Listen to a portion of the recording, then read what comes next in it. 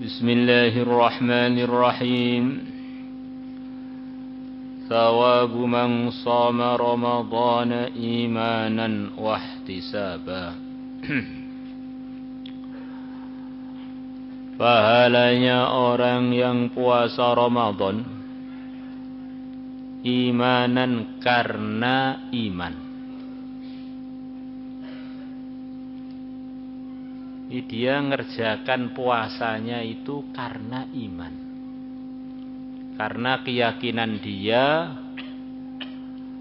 kepada Allah, kepada Rasulullah, keyakinan dia kepada kebenaran Islam. Sekian banyak di dunia ini bukan hanya orang Islam saja berpuasa. Bahkan ada agama-agama selain Islam puasanya ekstrim sampai sekian lama baru berbuka. Tapi bukan karena iman, karena kesesatan. Maka puasanya hasilnya adalah murkanya Allah.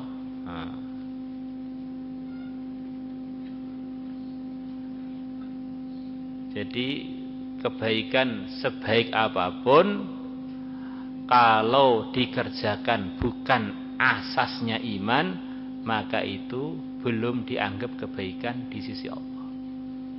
Karena dia ngerjakan itu bukan karena Allah, enggak beriman kepada Allah. Ada orang bilang, Allah ini kan maha adil, maha sayang. Ada orang itu enggak beriman dengan Allah, tapi ini buat baik terus, berderma, bangun tempat-tempat sosial, masa masuk neraka. Loh, lah ngapain dia minta surga kepada Allah, wong dia tidak percaya pada Allah kok. Dia ini tidak terdaftar sebagai orang yang dijanjikan dapat anugerah. Ada orang tidak daftar di Pondok Al-Fatah, ngaji sendiri di rumah, kemudian kurikulumnya persis, tapi pondoknya tidak di Al-Fatah. Begitu di Al-Fatah ada kelulusan, dia nggak ikut dalam kelulusan, marah-marah. Kenapa saya nggak ikut lulus? Padahal pelajaran saya sama. Ya beda kan, kamu tidak terdaftar. Daftar untuk mendapatkan anugerah Allah, langkah pertama adalah syahadat la ilaha illallah Muhammadur Rasulullah. Selepas bawa syahadat ini dia baru dapat link, baru dapat KTP untuk mendapatkan fasilitas anugerah-anugerahnya Allah. Ngurus KTP nggak mau, tiba-tiba pengen dapat macam-macam fasilitas sebab KTP, nggak nyambung. Itulah kurang lebih jawaban bagi orang-orang yang mengatakan, kenapa orang-orang sudah berbuat baik dari kecil, nggak pernah nyakitin orang, baik terus kok masuk neraka. Lah dia nggak beriman kok. Jawaban yang kedua, iman itu adalah artinya dia merasa, meyakini bahwa dia ini nggak punya dirinya. Bahkan alam semesta itu bukan miliknya siapapun, itu ciptaannya Allah, miliknya Allah. Maka dia ini dengan sebab keyakinannya itu memutuskan, kalau saya amal bukan karena Allah, itu berarti salah alamat. Wong semuanya milik Allah. Maka puasa Ramadan yang ada janji pahala, balasan yang dari Allah, keuntungan yang dia dapatkan dari Allah, syarat pertama adalah harus wajib beriman, wahtisaban, dan mengharapkan pahala. Orang tuh puasa sebabnya dia ngerjakan iman, tapi nggak mengharapkan apa-apa. Yang penting ngerjakan poso, ikut perintah Allah, nggak mengharapkan apa-apa. Itu kira-kira akan dapat janji apa tidak?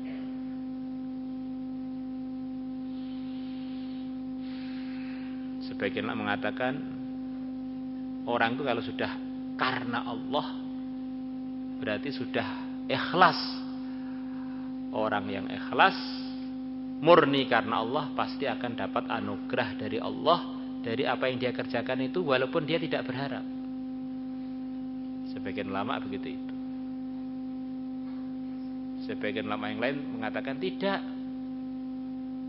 Dikhawatirkan kalau orang itu mengerjakan suatu kebaikan yang telah diasaskan dia ngerjakannya karena iman, tapi tidak mengharap apapun dari ngerjakan itu, dikhawatirkan dia belum mendapatkan janjinya Allah, janjinya Rasulullah. Karena dia tidak niat dan tidak minta kepada Allah hal tersebut. Padahal Nabi bersabda, wa innama likulli imri'in ma nawa. Sesungguhnya setiap orang akan mendapatkan apa yang dia niatkan. Dia niat aja enggak kok. Dia memaksudkan aja itu enggak kok. Maka dikhawatirkan dia tidak mendapatkan janji tersebut karena dia tidak minta dan tidak berharap itu. Seperti cerita yang dalam kitab Fadilah Amal itu. Ada seorang sedang keluar ke rumahnya dalam safar jauh. Dia meninggalkan istri yang sedang hamil tua. Dia safar, sebelum safar dia menitahkan anak yang ada di kandungan istrinya kepada Allah. Kemudian begitu dia pulang dari safar kaget, ternyata istrinya meninggal. Orang-orang kampung bilang, ini istri kamu itu dulu amalannya apa sih? Diceritakan ada yang sebenarnya riwayat cerita ini terjadi zaman Sayyidina Umar. Kok apa itu di kuburannya ada suara tek lotak lotak lotak lotak lotak. Maka dijawab oleh suaminya, istri saya ya, setahu saya orang solihah. Tapi di kuburnya itu ada suara begitu loh. Akhirnya orang kampung penasaran, minta izin pada suaminya, bagaimana kalau kita bongkar bareng-bareng. Akhirnya kubur istrinya dibongkar. Selepas kubur istrinya dibongkar, kaget ternyata anak yang dikandung istrinya itu sedang menyusu pada jasad istrinya di kuburan. Hidup di kuburan, minum ASI di kuburan. Maka orang tadi bilang, ya Allah, saya kan pengen istri saya dan anak saya dua-duanya selamat. Kenapa yang kau selamatkan hanya anak saya saja? Istri kok wafat, anaknya selamat. Maka ada suara malaikat dari langit mengatakan, kan yang kamu titipkan kepada Allah anak kamu saja, istri kamu kan kamu lupa. Dan itulah zahirnya yang diajarkan Nabi kepada umat, supaya orang itu kalau beramal ada ihtisab. Hati-hatinya begitu itu. Beramal sambil mengharapkan pahala. Kan pahala makhluk. Loh, amal kita juga makhluk kok. Masa amal kita pencipta kan? Kita ini beramal berarti melakukan makhluk. Makhluk melakukan makhluk. Mengerjakan sesuatu yang kita kerjakan juga makhluk. Asalkan itu karena perintah Allah, karena diperintah Rasulullah, itu makhluk yang datangkan pahala dari Allah, makhluk yang datangkan ridhonya Allah.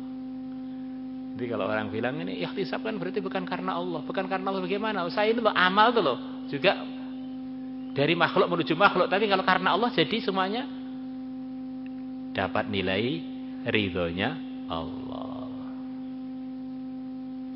Memang kita ini makhluk ya, muter-muter dari makhluk ke makhluk. Makan pun yang kita makan juga makhluk gitu ya.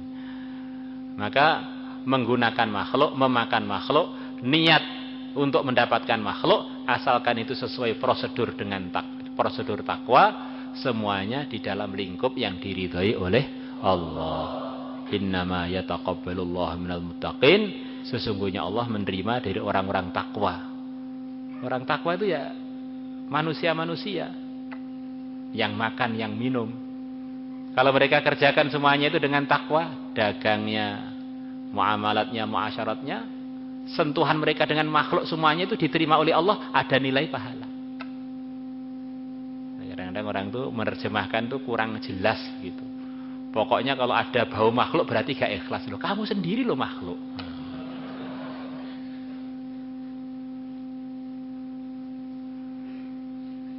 Menafikan makhluk itu harus ada penjabarannya. Rasulullah loh makhluk. Tapi kalau kita nggak memasukkan Rasulullah di hati kita, yakin pada beliau, kita nggak diterima oleh Khalik kita. Jadi menafikan makhluk itu ya harus ada penjabarannya lagi. Kecuali makhluk-makhluk yang oleh Allah memang disuruh masukkan di hati kita. Termasuk cinta itu makhluk apa tidak itu? Kita menyalurkan makhluk yang bernama cinta yang ada dalam hati kita kepada Allah dan Rasulnya, kepada kebaikan-kebaikan, kepada perjuangan dan seterusnya. Qala Allah Ta'ala telah berfirman, Ya ayyuhalladzina amanu kutiba alaikumus siyamu kama kutiba alal ladzina min qablikum la'allakum tattaqun. Ya ayyuhalladzina amanu, wahai orang-orang yang beriman, kutiba alaikum telah difardukan atas kalian as-siyamu ngerjakan puasa. Kama kutiba bagaimana telah diwajibkan difardukan puasa alal ladzina min qablikum atas orang-orang yang sebelum kalian. Di puasa ini adalah bagian dari aturan Islam yang semua umat termasuk umat Muhammad pasti ada syariatnya yang bernama amalan puasa. Maka agama kok nggak ada puasanya, agama samawi, agama yang benar itu ya bukan agama yang sempurna. Kan ada orang pengen, wah saya sepanjang tahun makan terus, nggak ada. Agamanya Allah yang dibawa oleh para anbiya mesti ada puasanya.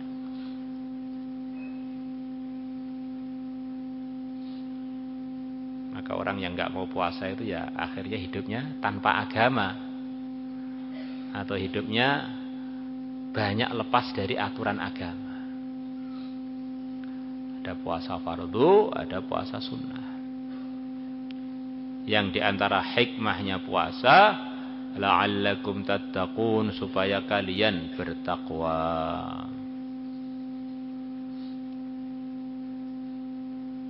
Kata para mufassirin, kalau Allah berfirman, Nabi kita bersabda dengan kata-kata la'alla, semoga, supaya, itu artinya adalah pasti. Kalau untuk orang lain, semoga aja, harapannya begitu. Tapi kalau yang berfirman itu adalah Allah dan yang bersabda itu Rasulullah, la'alla itu artinya pasti. Maka puasa Ramadan itu kalau dikerjakan dengan benar, di antara yang pasti datang kepada orang yang mengerjakannya adalah pasti menjadi bagian orang yang amal agama, bisa melaksanakan perintah, bisa menjauhi larangan. Ya latihannya puasa itu. Makanan di depan, minuman di depan, sate gulai krengsengan sudah siap dimakan. Tetapi karena kita puasa, demi menyempurnakan puasa kita biar kita dapat ridhonya Allah, kita tahan sampai terdengar azan maghrib berkumandang. Maka kita ini kalau puasa itu kita bawa dalam kehidupan kita. Walaupun santri putri santri lewat di depan mata, kesempatan melihat leluasa, pengawasnya tidak ada, pas perpulangan sudah enggak ada tim pengabsenannya. Wah, ini puasa bukan istri saya, enggak saya lihat. Coba kalau puasa itu kita bawa dalam kehidupan kita, kita jadi ketawa. Semua kesempatan kita ukur, ini sudah diizini oleh Allah apa tidak? Kalau diizini, satu istri boleh. Kalau laku. Kalau laku lagi, dua juga boleh kalau mampu. 2 masih ada rezeki lagi 3, boleh kalau ada takdirnya. 3 ada, 4 pun boleh kalau belum mati sebelumnya. Jadi ini satu gambaran di antara syariat yang berjalan pada semua agama Islam. Di agama mulai yang dibawa Nabi Adam sampai sekarang namanya sama, Islam. Jadi karena daerahnya berbeda atau nabinya berbeda, bisa berganti-ganti nisbatnya. Nasrani, Yahudi atau bagaimana itu. Keyakinannya sama, yaitu yakin kepada Allah dan kepada utusan yang diutus waktu itu. La ilaha illallah Adam Nabiullah, la ilaha illallah Nuh Nabiullah, la ilaha illallah Musa Nabiullah atau Rasulullah seterusnya.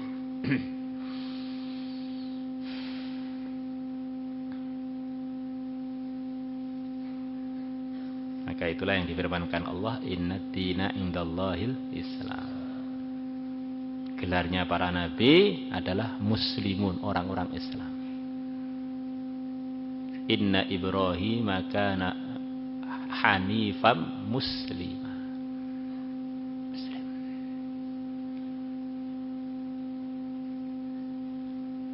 An-nabiyina alladzina aslam. Para nabi semuanya adalah orang-orang Islam.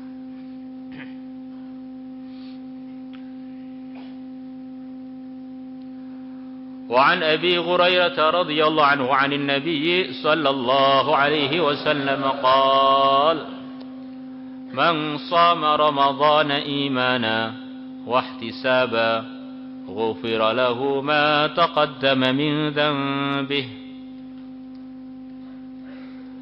من صام رمضان barang siapa puasa Ramadan imanan karena iman, wahtisaban dan karena berharap pahala, ghufira lahu maka akan diampuni untuknya ma perkara taqaddama yang telah lalu min dzambihi berupa dosa dia.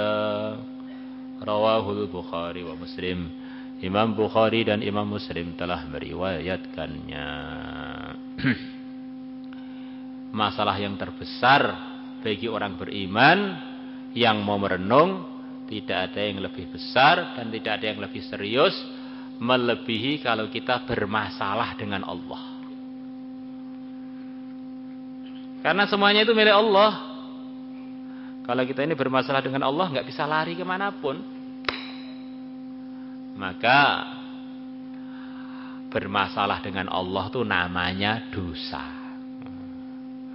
Maka kalau orang itu masih punya dosa, berarti masih punya masalah dengan Allah. Mau lari kemana? Maka di antara contoh yang dicontohkan oleh para anbiya di dalam majlis-majlis beliau, di dalam arahan-arahan beliau sampai Nabi yang terbesar yang tertinggi adalah mencontohkan untuk umatnya supaya banyak minta maaf kepada Allah, banyak istighfar. Padahal beliau-beliaunya tidak pernah berbuat salah. Kalau yang tidak pernah berbuat salah minta maaf terus kepada Allah, bagaimana kita ini yang memang banyak salah, sampai kalau ditanya salahnya, salah yang mana ya? Sampai lupa sing di salah iki, karena banyaknya. Ini orang yang sopan kepada Allah itu tidak ada yang melebihi para anbiya. Sebentar-bentar minta maaf kepada Allah. Ya seperti dalam dunia manusia, antar manusia aja. Dianggap orang yang sopan adalah orang yang suka minta maaf. Maaf ya saya mengganggu, padahal ganggu aja enggak. Maaf ya saya mau lewat, maaf ya merepotkan. Nah, ini orang sopan. Jadi kalau orang langsung datang nyelonong begini begitu, itu kan memang bukan orang sopan.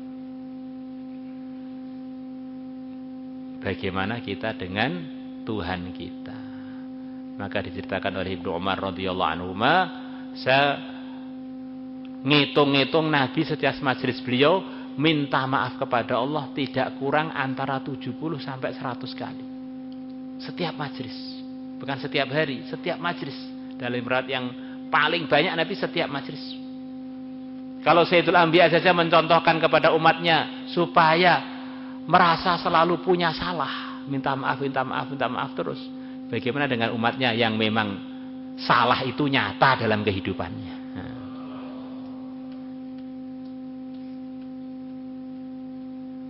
Ini bulan Ramadan, kita masuk ke 10 yang kedua, yang diantara janji besarnya adalah ampunan dari Allah. Maka kita tingkatkan lagi semangat kita tingkatkan lagi takwa kita. Yang fardu dimaksimalkan, yang sunnah disempurnakan. Insyaallah. Di antara nikmat Allah yang sangat besar pada kita, wabil khusus yang hadir ini yang orang Indonesia, munculnya negeri Indonesia ini adalah di bulan Ramadan. Akhirnya kita lumayan nyaman, macam-macam fasilitas keagamaan tersedia. Alangkah sulitnya sebelum kemerdekaan hal-hal tersebut terwujud dengan baik. Masya Allah. Kita di Indonesia ini mau sujud sampai dengkulnya terkelupas kulitnya pun nggak ada yang ngalang-ngalangi. Masya Allah. Mau sujud sampai jidatnya bukan hitam sampai hilang kulitnya, tembus sampai tulang pun nggak ada yang ngalang-ngalangi. Mau wiritan sampai tasbih kita putus berkali-kali pun nggak ada yang ngalangi. Masya Allah. Mau membaca Quran sampai Qurannya koyak-koyak pun nggak ada yang ngalangi. Ini semua anugerah ini datang kepada negeri kita di bulan Ramadan. Proklamasi bulan Ramadan.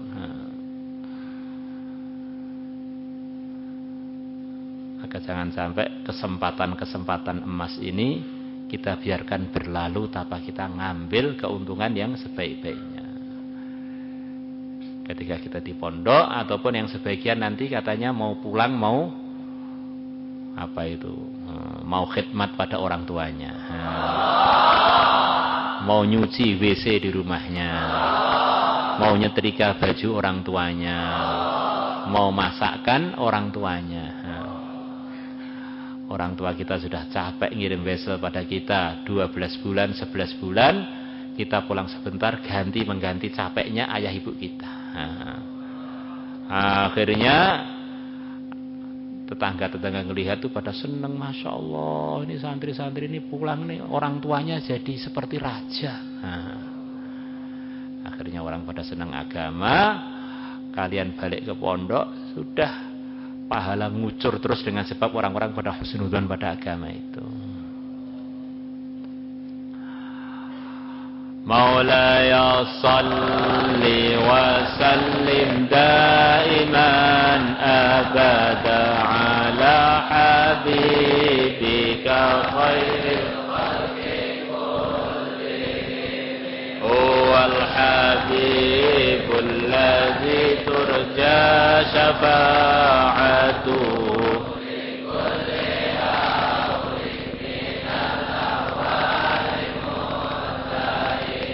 يا ربي بالمصطفى بلغ مقاصدنا اغفر لنا ما مضى يا أرحم الراحمين يا أرحم الراحمين فرج على يا عالم السر منا وعافنا واعف عنا نرد بك الأعداء من كل وجهة وبالاسم نرميهم من البعد بالشتات فأنت رجائي يا إلهي وسيدي ففرق جيوشا للعداوات أثمرت وسم وأبكم ثم أعمي عدونا وأحرسهم يا ذا